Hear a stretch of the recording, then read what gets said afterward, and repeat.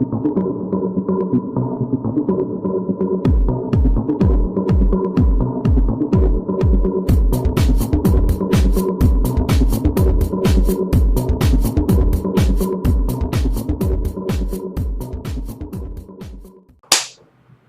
your main brother, Chevy Cruz, out here, Astrologer, also known, but I'm not Astrologer. We are Astrologer. We are the movement. This is about to happen. Wait, wrong way. Oh, look at them games, though. Ooh. That's serious, right? That's strong, right? That's body, right? We're about to take this to the basic astrology, right? We're doing a series about the signs. What is the signs? Now we gotta do a series about the houses, because this is what astrology is. All you gotta do to really know astrology, take the planet, put it on the house, know the sign, see the aspect and conjunction that planet is receiving, know what the house represents, and then use your intuition and you look at a chart and then you know what's happening in your life or in another person's life. That's really all it is. And you go deeper and know about nakshatras and something very important in Vedic astrology. But first we're going to take it to the basics again. And this is a series where I'll be explaining what each of the houses in the horoscope represents. And there's 12 houses. And when in this channel, I'm mainly focused on Vedic astrology. I'm a Vedic astrologer. And if you want a personal Vedic astrology consultation done by me, check the description box below. And make sure to, keep a heads up. I got a book coming out, Vedic Astrology, where I'll be explaining to you guys in the very easily format and let you dive deep into my consciousness about how Vedic astrology works, and you will really grasp and learn Vedic astrology. The book is called The Truth in Our Sky. It's right there, and it will soon to be released. Very soon. Very soon. Very soon. Right? So let's explain what is the first house. Alright, see, the first house in astrology is the most important house. It's the most important. Actually, the fourth is called Kendra. The first, fourth, seventh, and 10th houses are the most important houses in astrology. It's called the Kendra houses. But the main one is obviously the first house. Why? See, the first house represents you, your body. And if you wasn't there, right, if you're not here, then the chart doesn't matter. You are the most important. So the first house, you, becomes very important. And this is also known as the ascendant. And for Western astrology, they know this as rising sign. And it's whatever, at the moment of birth, whatever sign was rising on the east side of the horizontal will become your ascendant. So the first house, again, is the same thing as the ascendant. And it's about the body. And how the body is shaped is seen through the ascendant. Whatever sign falls in the ascendant, learn about that sign, you will come to realize that that sign has a lot more to do in explaining your personality than even the moon and the sun. Because the first house, the ascendant, shapes your entire lives. The first house is really you. Everything starts with you, and that's the first house. So, the main thing you need to know about the first house, that the sign is very important. The sign will show you how you come across in the world, how you are in the world, how you really feel is the ascendant. Any planet that is sitting in the ascendant will mold your personality. So let's say you're Aries ascendant, right? And Venus is in the ascendant in the sign of Aries. That means that Venus is controlling the 7th and the 2nd house, and it's coming to your body. So this is shaping your personality. This means that relationship builds your personality. A lot of other people will come to you and build your personalities. And because 2nd house is family and it's coming to the ascendant, it shows that family will mold your personality. Family will have to do a lot in the way you build relationship, how you build relationship. Family will be very active, oriented with you. They will do a lot of physical activity with you. You see that? Let's take another example. Let's say you are Sagittarius ascendant, and you have Mars sitting in the 1st house, right? Mars. That means that Mars controls the 5th house with the sign of Aries, and it controls the 12th house with the sign of Scorpio, and it's coming to the ascendant. So this means that your higher knowledge, your education will have to do with philosophy. Whatever creativity you perform in this world will have to do a lot with the philosophy that you bring into this world. And also, because it's controlling the 12th house and it's coming to the ascendant, it shows that you will do a lot of foreign travels, a lot of long distance travel for your philosophical. I think I made a new word. For your philosophical, for philosophy reasons, religious reasons, or higher knowledge reasons, to broaden your thinking. I think I just made a new word up. I'm gonna be famous now on YouTube.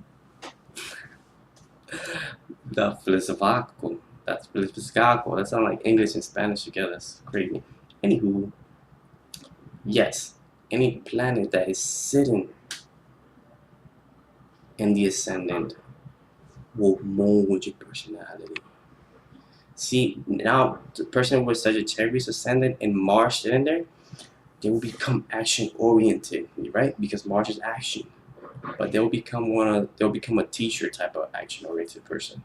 Because it's in the sign of Sagittarius. So these people will be very motivational. When they speak, people will listen and they will get their mind very broadened. They will think in a broader sense. They will elevate people's consciousness. They will share their belief with people. You see, any planet that is sitting in the ascendant will mold your personality. Because it's you. That planet is right in front of you. Now again, also, if a planet aspects the ascendant, again, that will mold the way you express yourself to the world. So you need to look at the Lord of the 1st house. See, the Lord of the 1st house will show your life focus. Where is your life going to? Okay, so now you know your personality, right? But where is the Lord going? Because see, the thing about lords, what is Lord? It's taking the energy of that house and it's taking it down to a certain area of your life. So let's say you're a Gemini ascendant, right? And Gemini, Mercury Gemini is ruled by Mercury. Let's say Mercury is in the 8th house in the sign of Capricorn. Now, what's happening is your body is gravitating towards everything that the 8th house represents. And it's in the sign of Capricorn. So what's going to happen, see, your personality will dive deep into the astrology world. Or you could become like a tax return. Because everything that the 8th house represents, you could become that. You could work towards that because it's in the sign of Capricorn. Mercury now is forced to work. Any planet in Capricorn is forced to work. So Mercury now is forced to work constantly. But this is a very high indication that these people could dive deep into astrology, work in astrology, work in some hidden knowledge, or work for the hidden government, be a detective. Mercury here makes somebody, especially because it's in the slow moving sign of Saturn, as they reach a mature age, they become very, very intellectual about occult. Let's give another example. Let's say you are Pisces ascendant, and then it goes in, and Pisces is controlled by Jupiter, the beneficial planet of Jupiter. Pisces are all about spirituality. They are the people who are out there, who are the daydreamers. You need to look at the Lord. Or we know the basic. We know that the planet is, that the ascendant is Pisces. They got this Pisces quality, but what is the body doing? What is this imaginative quality? Where is it taking them in this world? And let's say Jupiter's in the 5th house in the sign of Cancer. You see, now Jupiter is exalted. So this person, they will be very happy because, again, exalted means that the planet is at its highest dignity. So the person will be very optimistic, very spiritual, and they will possess a lot of beautiful knowledge. Like, I'm not saying like just academics, they will flourish, but also in the spiritual side, they will flourish. And they'll become very great teachers because Jupiter is aspecting the ascendant. It's affecting their body. And when they teach, they will become like this motherly figure to other people. So it's like the person, when they teach either spiritually or academics, they won't judge. They will actually nourish their students. And they will become this very, very, very respectful, lovable preacher to others. And children, and their main focus will be towards creativity. They could go to any creative pursuits, they will flourish, whatever they have in mind. Any speculative business, they will flourish. And once this person have kids, they will feel blessed. Their focus is on romance a lot. It's on children a lot. You see, and this is how it works. You look at the 1st house. The 1st house ascendant, you look at the sign. It will show you, and you learn about the sign. It will show you how you are, your personality, how you express yourself. And this is how it works, exactly. Once you know the sign, once you know the personality of who you are, all you gotta do is look at if a planet is sitting in the ascendant and what those houses, what the planet is bringing to your body. How is it molding? And then you need to look at the focus. Like, where is your life focus going to? And you do that by knowing the sign. Look at who's the lord of that sign and where the planet falls. That will show where your body will always gravitate. That's your main focus in life. The ascendant is you, who you are, and where your life focus is going to. Astrologer, elevate your thinking. Make sure to like, share, and subscribe for much more videos about astrology, spirituality, and philosophy. Because much more videos will come your way. Make sure to follow the movement. Let's do this.